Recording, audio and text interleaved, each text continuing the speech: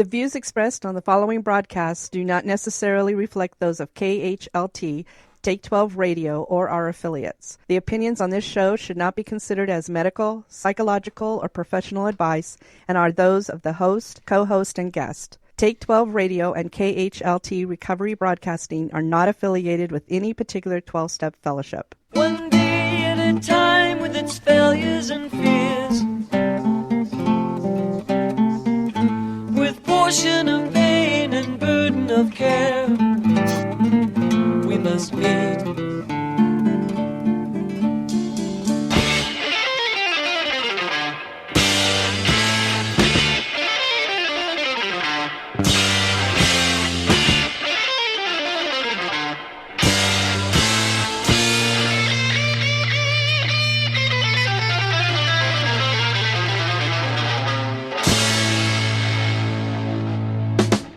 Welcome to Walking Through the Language of the Heart, a journey into the Grapevine writings of Alcoholics Anonymous co-founder Bill W. And now, here are your co-hosts, Chris S. and the Monty'man. Well, good day, one and all. Hello, family. It's good to have you aboard once again on this episode of Walking Through the Language of the Heart with myself and our good friend and Take 12 Recovery Radio contributor, Mr. Chris S. Hey, Chris. So, Monty, it's good to be here tonight with you. Yeah. So it's pouring down rain outside, but it's nice and cozy in the studio. And we are going to venture out on this article entitled Your Third Legacy, written by Bill Wilson, co-founder of Alcoholics Anonymous. If you've never joined this show, folks, welcome aboard. We are going through the articles of Bill W.'s writings for the Grapevine from 1944 to 1970. And this week, it's Your Third Legacy is the name of it. So launch us forth here, Chris. You know, this is really going to be interesting. The first legacy really is recovery. Then there's unity, which is the meetings and how we get together. And now Bill is putting together the structure for an organization that has to deal with hundreds of thousands of people, tens of thousands of groups. And he's calling it the third legacy, and it's the legacy of service. Today, Alcoholics Anonymous is being really run by this organization. It goes from your group GSR to the DCM, up to delegates and board members and committee members. And there's a very large organization that has developed that does the things that individuals can't really do. Publication, setting up international conventions, listening to groups and making proposals for different processes or procedures. And this third legacy, this is December 1950. Bill is probably building this right now. So why it's going to be interesting to me is I understand a lot about how it exists today, but I don't know about how it birthed, how it grew, and the processes involved in that. So I have a feeling that he's going to be talking about it. So I'm pretty interested. So I want to make this statement in the form of a question for you. I often chuckle when I hear the tradition read that we ought never be organized. And I thought I understood that until I went to my very first rather large convention. My first exposure to any kind of thing outside of the support meeting, right, was a really, really big convention up in Portland, Oregon. And I was blown away by how organized, how well put together it was. I thought I was sitting in the House of Representatives, but in a functional state. You know what I mean? It was, Right. I mean, the tables were skirted, all the, there was the head table, there was everything matched, the colors, the microphones were set perfectly. I mean, these big giant name placards. I'd never seen anything like that outside of a local city council meeting. And so I wonder, ought we never be organized, but aren't we? There's an enormous amount of organization that goes on. So Yeah. so when Bill put the traditions together, those were protective best practices. Sure. And he didn't want it to be over organized, but he understood that there were going to need to be specialty specialty job roles Right. that people were going to have. And I think over the course of the decades since 1950, things have just organically grown. AA grew for a long, long time, and just got bigger and bigger and bigger. And they needed more people that could respond to the group inquiries and stuff. But today you do have an enormous organization. So that is one of the conundrums Yeah. of Alcoholics Anonymous. They're Right. basically saying we don't need money and we don't need organization, and they have an enormous amount of money and an enormous amount of organization. It's just one of the conundrums that we have to bear. I think I don't know if there's a different option than what is going on now. And I certainly don't want to start volunteering in that space to try to help them make it better. I tried Sure. that. I tried that in the 90s, and my personality is not such that I can spend 3 days on whether a comma should be put between two sentences in a pamphlet or something. But anyway, not that I judge, that. Yeah, well, people that have served in service beyond pouring coffee and opening the doors, they're laughing right now because they get it. That is funny, the comma thing. But I got to tell you, as first impressions went, I was pretty impressed. Yeah, we can get it done when it's time Yeah. to get it done. I mean, anybody that's gone to an international convention, you've been to those. Yes. There's probably 1,000 people that have to volunteer Yeah. their time and effort to make that work. You can't just have anarchy. There's people that are just standing there to point you in the right direction. Right. If you don't know where to go. So again, this third legacy, Bill has always got his eye on the sustainability of Alcoholics Anonymous. He wants this thing to last forever. He's always mentioning, what if this goes away? What about all the alcoholics that will die because they won't have a solution, to their problem? So he's real serious about this stuff, and he's I guess this is the beginning architecture of the General Service Conference and the 12 concepts. That would be my guess. But let's get reading, and let's see what he's talking about here. He calls it your third legacy. Right. A note preceding the original article reads as follows. This is a proposal to form the General Service Conference of Alcoholics Anonymous, a small body of state and provincial AA delegates meeting yearly who could assume direct responsibility for the guidance of the AA General Service headquarters at New York. So that's really interesting. I think this pretty much is still done today. The delegates show up at the General Conference, and they've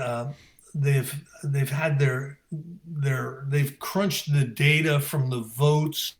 If there's something that AA wants the groups to vote on or something, it goes GSR, DCM, delegate. Then the delegate shows up at the General Service Conference with that vote. And that's really the way it's supposed to work. Doesn't always work that way, but it's the way it's supposed to work. So let's see what he's talking about as he's building this. We who are the older members of AA bequeath to you who are younger these 3 legacies: the 12 steps of recovery, the 12 traditions, and now the general services of Alcoholics Anonymous. 2 of these legacies have long been in your keeping. By the 12 steps, we have recovered from alcoholism. Note, recovered. Mm-hmm. By the 12 traditions, we are achieving a fine unity. But being someday perishable, Dr. Bob and I now wish to deliver to members of AA their 3rd legacy. Since 1938, we and our friends have been holding it in trust. This legacy is the general headquarters service of Alcoholics Anonymous, the Alcoholic Foundation, the AA book, the AA Grapevine, and the AA General Office. These are the principal services which have enabled our society to function and to grow. Acting on behalf of all, Dr. Bob and I ask that you, the members of AA, now assume guidance of these services and guard them well. The future growth, indeed the very survival of Alcoholics Anonymous, may one day depend on how prudently these arms of service are administered in years to come. That's really a generous position for Bill to be in. Really, Bill's the guy in New York. He is the guy up to this point in time who makes the calls. He's going to act collaboratively, but everyone is going to be paying very special attention to how does Bill feel about this, right? Right. So what he's doing is he's putting together a process whereby we can make our own decisions through group conscience, and God speaks through the group conscience. And he believes he believed around 1950 it was time for us to be able to take over. Now it's funny because this is 1950. He died, after 1970, so he's going to still be, he's going to still be in his office in general service for another 20 years. But a lot of the running of things it is going to happen quite possibly without his direct involvement at this point. Listen, I'm not an Akron-based historian or whatever. I really don't know how much Dr. Bob was participating in the 40s up till 1950. I think he died, very soon after this article. I don't know how much input he had. Bill is always saying, Dr. Bob and I, Dr. Bob and I, Dr. Bob and I. I haven't seen any evidence that this was, a 50-50 collaboration. I believe it's more like Bill is coming up with all this stuff, letting Bob know what he's doing, and Bob is saying, "Fine, Bill." You know what I mean? Yeah. That's really the way. I could be completely wrong, not being a historian, but that's the impression that I get. That impression. I get that impression too. It's almost like it's a way of guarding himself or making himself look a little more credible. I got Dr. Bob on board with me. You know what I mean? That's kind of Bill's thing anyway, isn't it? He's kind of concerned about making sure he's credible. Yeah, he wants legitimacy. Yeah. Dr. Bob, the surgeon, and I. Yeah, right. Right. But Dr. Bob was doing his thing, man. Dr. Bob was a 12-stepping fool. He was a meeting maker making it, and he was a 12-stepper 12-stepping, and he was a taking people through the steps maniac. And that's what that was his comfort zone, Bill was this grand thinker from Wall Street, and he was creating this thing. And I got to tell you, I think he did a marvelous job with it. Yeah. I've really got no serious complaints with the way it is today. So it says, acting on behalf of all, Dr. Bob and I ask you, the members of AA, to assume now assume guidance of these services and guard them well. May we share with you a fragment of history. 12 years ago, warmly aided by great friends, Dr. Bob and I established a headquarters for our then obscure fellowship. So that would be, it's 1950, that would be 1938. Soon thereafter, we transferred this function to the Alcoholic Foundation, which was organized as a small board of trustees dedicated to serve our cause. This board was formed of alcoholics and non-alcoholics friends who numbered 15. When in the spring of 1938 our foundation was born, AA was but 3 years old. We had only 50 members. The book Alcoholics Anonymous was just an idea. None could then guess the magnificence of the gift which Providence had begun to bestow. In the 12 years since, those 50 early members have spawned 120,000 more. AA stretches worldwide. Religion and medicine have approvingly raised us out of that no man's land where we once foundered between them. We have no enemies. Our friends are beyond count. Like gleaming coral islands, our thousands of groups built themselves upwards out of the alcoholic sea. What a God-given miraculous circumstance. And it was. Yeah. It was amazing what happened between 1940 and 1950. You know, you went from 100 alcoholics to 120,000. You know, that's amazing. Chris, I want to reflect on this statement. Religion and medicine have approvingly raised us out of that no man's land where we once founded between them. Okay, so I see an approval, an attitude of gratitude towards the religious community and the medical community back then. And yet, and they played an enormous role in the development of Alcoholics Anonymous. And yet, those seem to be the two that are criticized so often in the meeting structures: treatment facilities and the church. It amazes me. It really does. So Bill's philosophy always was, be friendly with our friends. And he saw many members of the religious community as friends, and he saw many members of the medical community as friends. Mm-hmm. Now, around 1950, there weren't treatment centers like you like see today. Right. You know, there were drying out farms.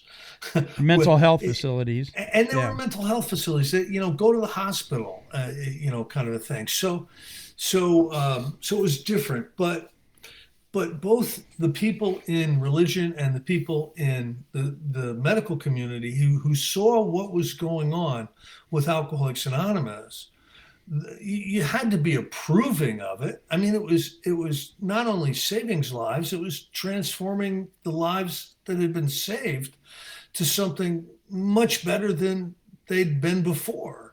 So this, and Bill made it a special point to reach out to these organizations and leaders in these organizations. Mm-hmm. You know, I don't know what's happening today. I don't think we reach out to anybody. Right. I think we see that it's an outside issue and we leave it alone and we have no opinion on it. Right. Yeah. But in the early days, certainly Bill was passing his thoughts and the steps and the tradition. He was passing this stuff by the people in the medical community and the religious community, just to make sure that he wasn't going to offend anyone or you know, put something down in writing that was going to come back and haunt him or do any damage. Right.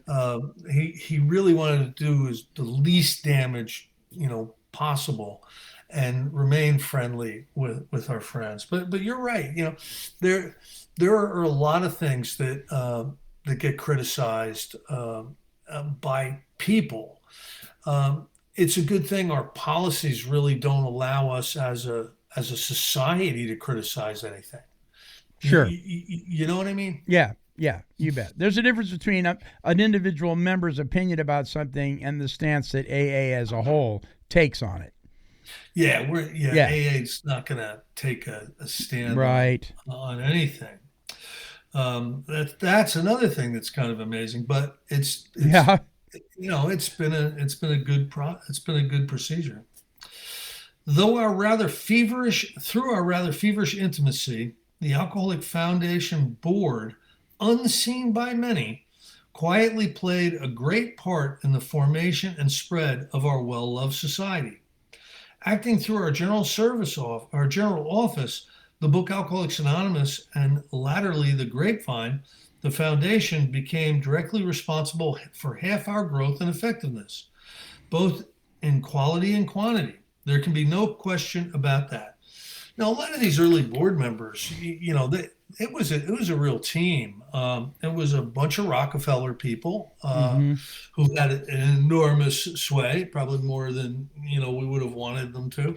There was Leonard Strong. There was all these really amazingly supportive individuals who were part of the board, helping guide them in the early days. And a lot of that is still discoverable. Like if you're really, really interested in finding out what was going on, you can dig into the archives and find meeting minutes and all kinds of things that are really, really interesting. If you can get past the front desk at the archives, you will you'll probably be really surprised at some of the stuff that there is. But a lot of it's also been reprinted. The General Service Conference stuff gets published usually every year. Suppose then, all these years, we had been without those services. Where would we be today minus the AA Big Book and our standard literature, which now pours out of headquarters at a rate of 3 tons a month? 1950, 3 tons a month, Bonnie. Is that crazy? Wow. Yeah, can you imagine what it is now? That's 120,000 members. We have like 2 million now, right? Right. That's a lot of tons. Yeah. Suppose our public relations had been left to thoughtless chance.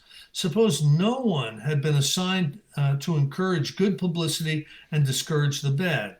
Suppose no accurate information about AA had been available. Imagine our vital and delicate relations with medicine and religion left to potluck. Then, too, where would thousands of AAs be today if the General Service Office hadn't answered their frantic letters and referred them to help? Our New York office received and answered 28,000 letters of all kinds last year. Wow. Holy mackerel. That's 1950. They got 28,000 letters. My goodness. Or in what shape would hundreds of distance AA groups now be if that office hadn't started them by mail or direct travelers to them? How could we have managed without a world group directory? What about those foreign groups in 28 countries clamoring for translations, proven experience and encouragement? Would we be publishing the AA Big Book in Oslo, Norway, and London, England? What of those lone members on high seas or in far corners of the earth, those prisoners, those asylum inmates, those veterans in service or in hospitals? Where might we one day be if we never had the AA Grapevine, our mirror of AA life and principal forum of written expression? How grateful we are for those secretaries and those volunteer editors and those friendly trustees who have stood sentinel all these years over our principled affairs. Without all these things, where would we be? You must have guessed it. We'd be nowhere, that's sure. Well, that's a really good paragraph explaining why the organization of Alcoholics Anonymous has grown. Because that work, and there's nothing in here I don't think should be done, Right. All of this seems like important services. You want that to happen. If we went from 120,000 people in 1950 to what we have today, you would expect the Alcoholics Anonymous General Service and the office in New York to have grown. It's funny, Monty. Just today, I get requests to speak. Sure. Somebody from the Arctic got a hold of me by text. Somebody had given them my number. All right. Oh, wow. And there's a jail way up in the Arctic, and this individual wanted me to speak at that jail on Zoom to the inmates. And it was unfortunate. I have a rehab commitment that I'm loath to ever miss every Wednesday night. Right. So I had to say no, but if I can say yes to those things, I will. But we're way up in the Arctic. I'm friends with a guy who flew for the National Guard. He was in the National Guard. He's a pilot.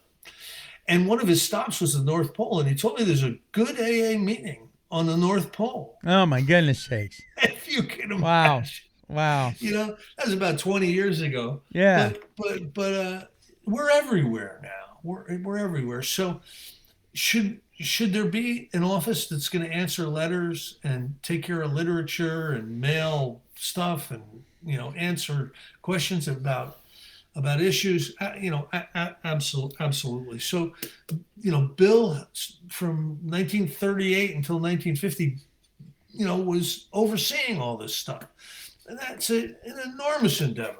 You know what it reminds me of when I was dabbling with watercolor paintings years ago, and not very well, mind you, but when you take the special kind of paper and you dampen it, right? And then you drop a color on it, and then it totally takes on a form of its own, and you can't control it. It just bleeds out, and it just moves. That's what this reminds me of. I mean, I know that Bill had insight that maybe he even didn't realize he had, but I can't imagine that he thought that it was going to be as huge as it was. I mean, my goodness sake. And the way he's describing this here, it describes those different fingers of that watercolor just spreading like wildfire, And the thing that amazes me is we're talking about a bunch of drunks. Yeah. Oh, my goodness. Trying to move drunks around is like trying to herd cats. I know. So he must have been, a very charismatic. Yeah. to be able to get much of this done. I'm sorry I never had a chance to meet him. I started going into blackouts the day he died, the year he died. Yeah. So I never got the chance. All right. So it is that by the steps we have recovered, by the traditions we have unified, and by our headquarters services we have been able to function as a society. Yet some may still say, of course the foundation should go on. Certainly we'll pay that small expense. Yeah, small. But why can't we leave its conduct to Dr. Bob and Bill and their friends, the trustees? We always have. Why do they now bother us with such business? Let's keep AA simple. Good questions these, but today the answers are quite different than they once were. Let's face these facts. First, Dr. Bob and Bill are perishable. They can't last forever. I believe Bill was aware that Dr. Bob was declining with cancer in 1950. I'm pretty sure he knew that. So that got him thinking. He was a lifelong smoker. He smoked like a steam locomotive. Drank coffee and smoked like a steam locomotive. So the people that do that, rarely get to their 70s, but I do believe he made it, to his early 70s. But he understood that he's not going to be around, and I think he wanted a legacy, personally. I also think he was compassionate, and he wanted as many alcoholics to survive alcoholism as would be possible. You know what I mean? Yeah.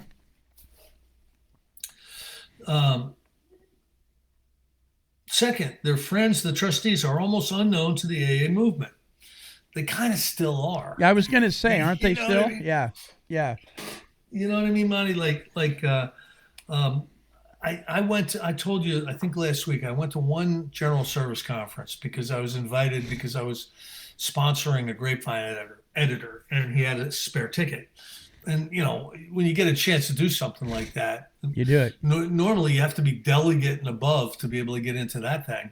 And I went, and I gotta tell you, I didn't know a person there. And I was really, really, really active in Alcoholics Anonymous within, 50 miles of where that general service conference is held every year. Wow. So it's true. So third, in future years, our trustees couldn't possibly function without direct guidance from AA itself. Somebody must advise them. Somebody or something must take the place of Dr. Bob and Bill. So Dr. Bob and Bill are, I guess, making all the decisions up to this point, Yeah. or gaining, permission or gaining a consensus with the board. And he's setting it up so he doesn't have to be that guy anymore. Fourth, Alcoholics Anonymous is out of its infancy. Grown up adult now, it has full right and the plain duty to take responsibility for its own headquarters. So within this idea of engaging, the entire fellowship and all the groups of Alcoholics Anonymous, in there is an idea to sustain this central office that is grown so much and probably will continue to grow. So Bill is always saying we must be self-supporting through our own contributions. That's been said so many times that it's become a spiritual principle, and it's something that we want to live by personally. You bet. You know what I mean? So Alcoholics Anonymous is going to be self-supporting through its own contributions as far as the headquarters is concerned.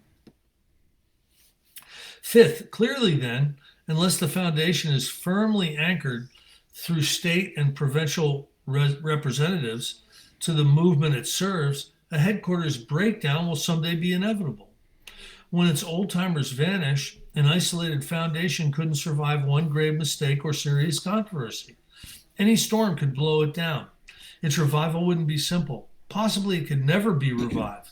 Still isolated, there would be no means of doing that. Like a fine car without gasoline, it would be helpless.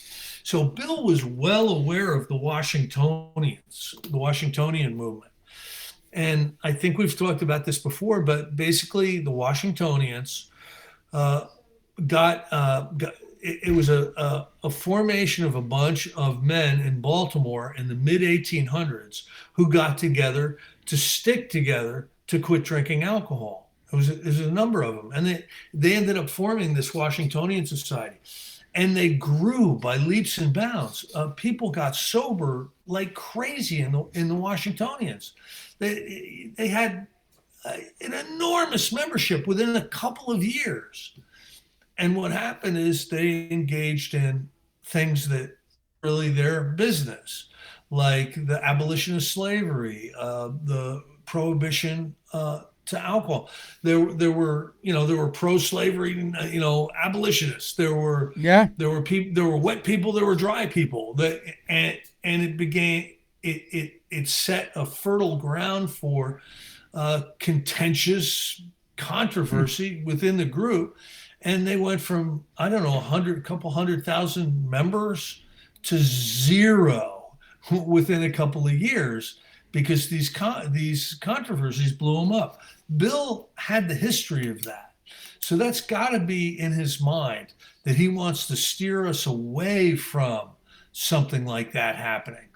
You look at the Oxford group. The Oxford group became moral rearmament, and then it became something else. And it's still a very, very small group today. But the Oxford group pretty much got blown up because Frank Buchman made a big unforced error. He praised Hitler Right. Right. And, Yeah, I remember that. Yeah. And that was it. That didn't go over well. So from that point forward, I think the Oxford Group and then more armament, they lost focus. And Frank Buchman, when he died, he didn't leave the organization to itself with a bunch of bylaws.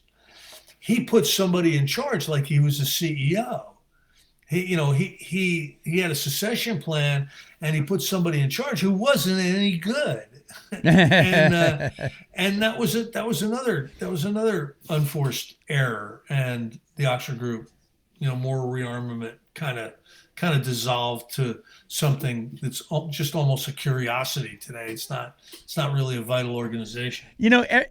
Everything in its natural sense would speak to AA not surviving this stuff in the natural. You know what I mean? I mean, you got Carl Jung being, his association with Nazis and Frank, doing the thing with Hitler, and and then of course all the rumors of the womanizing of the different founders and co-founders, and just blacks not being allowed in meetings, women not being allowed in meetings. I mean, all the different things that Alcoholics Anonymous has either actually gone through or at least been accused of, and yet it flourishes. I know of a group that I was associated with for years, probably, in my humble opinion, probably one of the most toxic, dysfunctional 12-steppers I have ever seen. And yet, that group is still cranking out people that are sober, that go on and leave the group, but go on and start other meetings and sponsor people and help people get sober and live productive lives.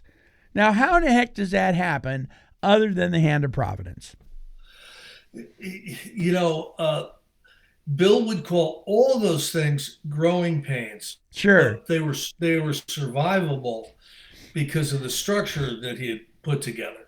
Listen, it's not like AA hasn't gotten a lot of criticism from some serious people, in the last 30, 40, 50 years. Uh-huh. They have. And it's not like Alcoholics Anonymous hasn't made some real big mistakes. In the public relation arena, they've made mistakes within the fellowship that has caused a lot of controversy. But at heart, where else are you gonna go, Monty? Right. You know what I mean? Like alcohol is out there waiting to cut us down, and we're kind of forced to figure out how to get along. So it's like a family. You're like forced to go to the family reunion, even like there's a bunch of people there you don't like. Right. We really don't have a whole ton of other options. So I know I don't, at least. So. Right. No, I thank God. I've told you before that my couple of my favorite days of the week are surrounded around this whole 12-step movement. Yeah, I don't know. I mean, I suppose it's possible that I could be a functional human being without it, but that's not the way it went with me. And I don't plan on changing that anytime soon. Yeah, listen, I'm not going anywhere. I have passed the move test. You want to know what the move test is? What's that? I have moved 13 times in 13 years. Oh, actually physically moved your residence. Physically moved. Yeah. And you know how easy it is to get to a new area and just, the meetings I'm going to, they're not like the ones, that happens to so many people. Sure. When you get sober and then you fellowship with people for a long period of time, like I did, 20 years I spent like fellowshipping with the same people. I moved somewhere else, it's going to be a different experience. There's going to be some things that are a lot different about it. I've passed the move test. Every single time I've moved, I've established myself, in the groups, whether I thought they were as good as the ones I came from, and I kept my mouth shut about that. You know, Right, like, right. let me tell you how we did it in Burnersville. I keep my mouth shut because I know it's like I need these meetings. Meetings don't need me. I need these meetings, and I gotta keep it simple like that. I need to continue to go. So that's one of the legacies. I have to be of service. I have to be in the fellowship, and I have to practice spiritual principles. Yeah. Or else I'm not supposed to stay sober. There you go. You know what I mean? Yeah. Yeah. So sixth, another serious flaw. As a whole, the AA movement has never faced a grave crisis, but someday it will have to. Human affairs being what they are, we can't expect to remain untouched by the hour of serious trouble. With direct support unavailable, with no reliable cross-section of AA opinion, how could our remote trustees handle a hazardous emergency? This gaping open end in our present setup could positively guarantee a debacle. Confidence in the foundation would be lost. AAs everywhere would say, by whose authority do these trustees speak for us? How do they know they are right? With AA service lifelines tangled and severed, what then might happen to the millions who don't know? Thousands would continue to suffer or die because we had forgotten the virtue of prudence. This should not come to pass. Remember I was talking about how he was constantly thinking about the sanctity and the perpetuation of Alcoholics Anonymous, the sustainability. It was always on his mind, and I've got to tell you some of the things that Alcoholics Anonymous has got. I don't think they've had a big external. I don't think they've had a really, really big external problem that would have threatened them internally. They've had some problems. There was a group out of Washington, D.C. that there was some old timers who really had a weird way of setting up and running a group. They were extremely cult-like, and they got in a lot of trouble. They got in a lot of legal trouble because some of the old timers in this group were having sexual relations with underage women, and you got to show us how willing you are. Gosh. Like that kind of stuff. Yeah. And the police ended up getting involved, and it made it to Newsweek magazine.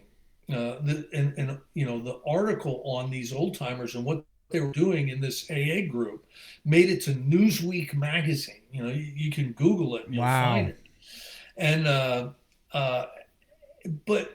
but that didn't even tap the brakes for us internally. You know what I mean? Yeah. Like all of us AAs realize, man, there's some sick people out there, and yeah, there's some sick people in AA too. You're not gonna throw the baby out with the bathwater. So nothing really external. What I'm always concerned about is internal problems.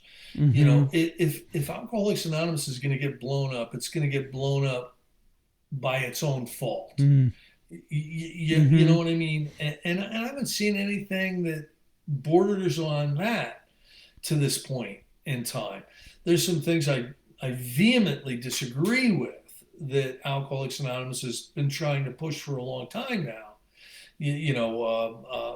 Godless groups, rewriting the big book, all kinds of things that I'm just not in alignment with. I'm sorry.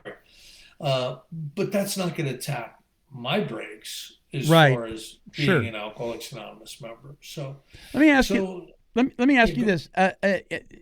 I don't know that this is true, but I heard. I don't know how many years ago I heard somebody share a story about a group. I think it was back east, where every single member went back out together. Did you ever hear a story like that? Well, there was a wonderful speaker, and I learned a lot from the traditions from this guy. He was David the dentist.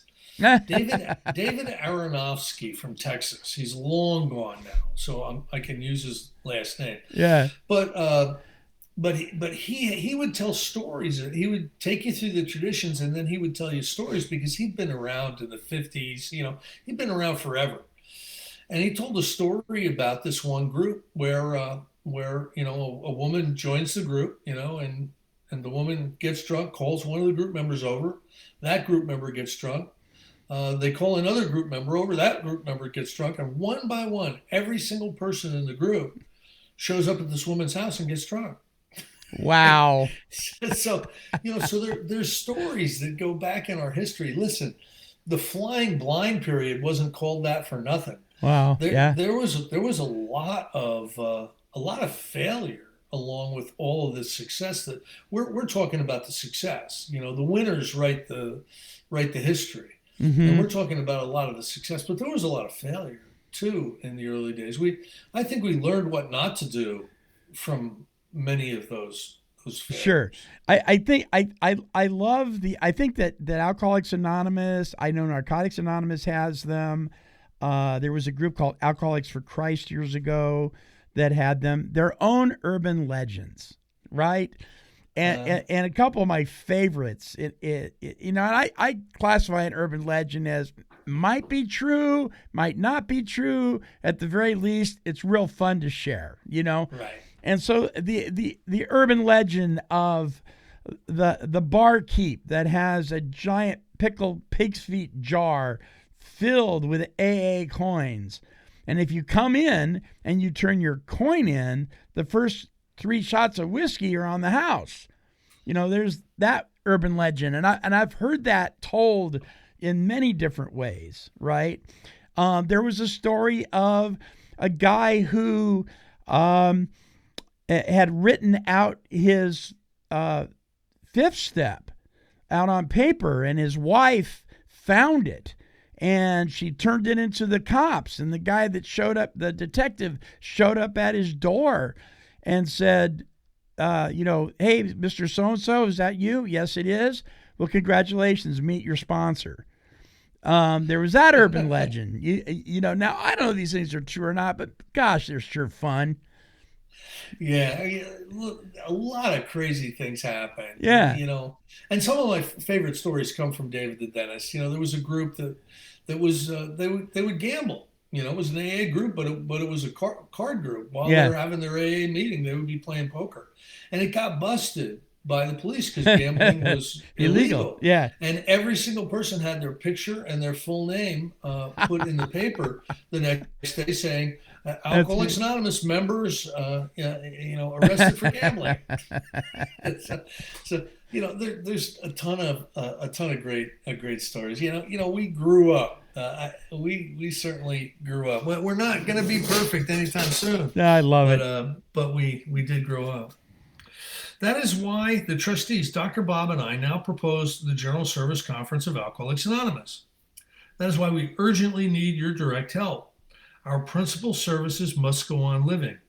We think the General Service Conference of Alcoholics Anonymous can be the agency to make that certain. And following this, I am sure, is going to be all kinds of information on what is going to be put together.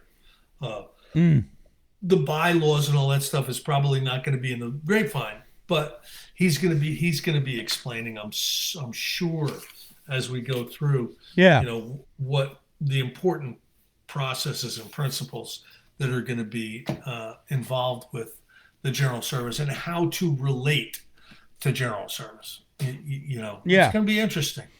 So I'm looking at the date. Okay, this was December 1950. The next article, just the title almost makes me think it was written the next day, but it wasn't. It was June 1951. So next week, listeners, the name of the article is "To Serve is to Live." I may have an opinion about that statement, but we'll wait till next week to talk about that. So I am curious, what is your, if you feel like if you feel like it's safe to say, what is your opinion on Robert's Rules of Order? I'm in the process of resigning from like a ton of boards right now, Monty. Yeah. I mean, I took a full-time job and I'm trying to juggle all these, and they're having the board meetings in the middle of the day when I'm working, and so I'm in the middle of like I resigned from 3 boards just in the last 2 months, and I've got 2 more to go. So I'm pretty familiar with Robert's Rules of Order, and, Sure. and they work fairly well when you're putting together a board of directors meeting. There's some guidelines to follow. I don't know that I've ever seen them used to the letter. Ever participated in a meeting or a service meeting where they were directly used in Alcoholics Anonymous, but they certainly serve their purpose, would be my opinion. Okay, yeah, I've never seen them used to the letter of the law, so to speak. I've never seen them used in their entirety. I've seen, pieces of them used, and they seem to serve well. But it's interesting. It always cracks me up. It certainly makes a 15-minute meeting last for 2 hours. That can happen. Yeah. That's one of the things that kind of drove me out of being listen. I did it. I did the GSR. I did Sure. the DCM. I did the chair for the corrections, the chair for cooperation with the professional community. I paid my dues, and I don't know that I was any more effective than anybody else in any of those positions. And I never felt like I was really accomplishing anything. I did not get the same shot in the arm that I got from working with other alcoholics. So I kind of moved away from it. But some of the people, we had Judy and Lou on. Remember, they were the surprise guest speakers, a couple months ago. They're heavy into the assemblies. They'll drive 7 hours to go to an assembly, and wow. People talk about the comma. They're like That's really, great. really dedicated people, and I have the highest amount of respect for people that contribute in a positive way in those forums. I think we need them. I just hope they don't cause me any harm. I hope they continue to do good and don't upset me with some crazy decision. Somebody always wants to change something. Sure. And a lot of times what they're changing it to is worse than what they changed it from. So anyway. Okay. I have no opinion on that. So I'm gonna close this show with a short story of one of the weirdest, stupidest, most egotistical thing I've ever done within the 12-step community. Years ago, I was attending a couple of different 12-step fellowships, and one of them, there was a position. They've now, this particular fellowship has changed the name of the title of this position, but it was kind of likened to a district rep, right? But they called it area service rep. And I was elected as the area service rep for this organization. And I thought I really did. I thought I was doing the right thing. I sent out a newsletter with my picture on it, right? Telling each individual group I was here to serve them. How could I be of help? How could I be of assistance? Here's my phone number. Call me anytime you want. Blah, blah, blah, blah, blah. Oh my gosh. I have never been bombarded with so many upset people. Who are you? Who do you think you are? I mean, you put your picture on here. It's got your last name and blah, blah, blah, blah. And I was crushed, right? I was like, I'm just trying to help, And then I had a very wise gentleman, an old biker guy, this Native American guy. He sat me down and he said, I can tell this is upsetting to you. And he just shared me some of his wisdom about humility and maybe some better ways to go about, lending myself to service to others. But it was just, and I think back about it now and I think, wow, what was I thinking? Oh my gosh. If I was the GSR of a meeting, I got a letter with the new area service rep's picture. I have a picture with my family in the background. It was like a Christmas card. Your address, Yeah. Yeah. It was contribute money here. So the interesting lessons that we learn in our infancy, in our fellowships, it's great. That is not an urban legend. That is absolutely the truth. And I never repeated that again. I can imagine. All right, listeners, listen, if you'd like to comment on our shows, if you're listening on a podcasting platform, there should be a way to do that. If you're watching on YouTube, the audio on YouTube, certainly you're welcome to comment there.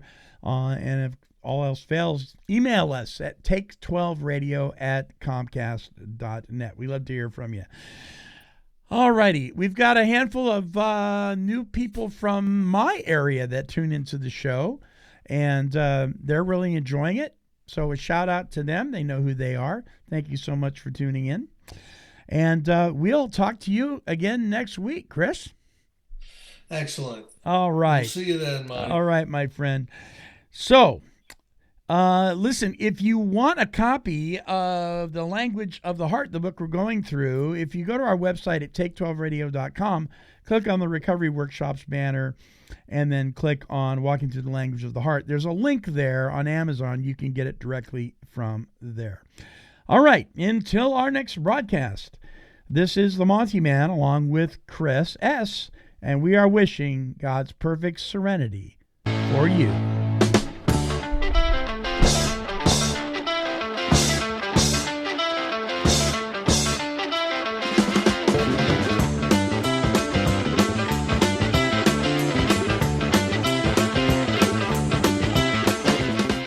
For more recovery workshops with Chris S. and the Monty'man, visit our website at take12radio.com and click on the Recovery Workshops banner.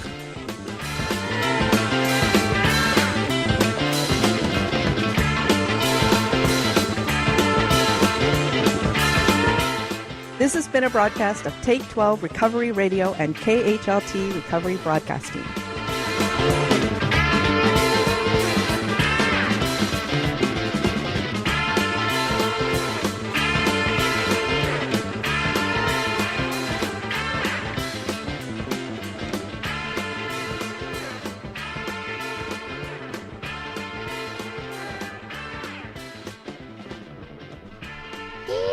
Kitty, kitty, kitty, kitty. Meow, meow, meow. Woof.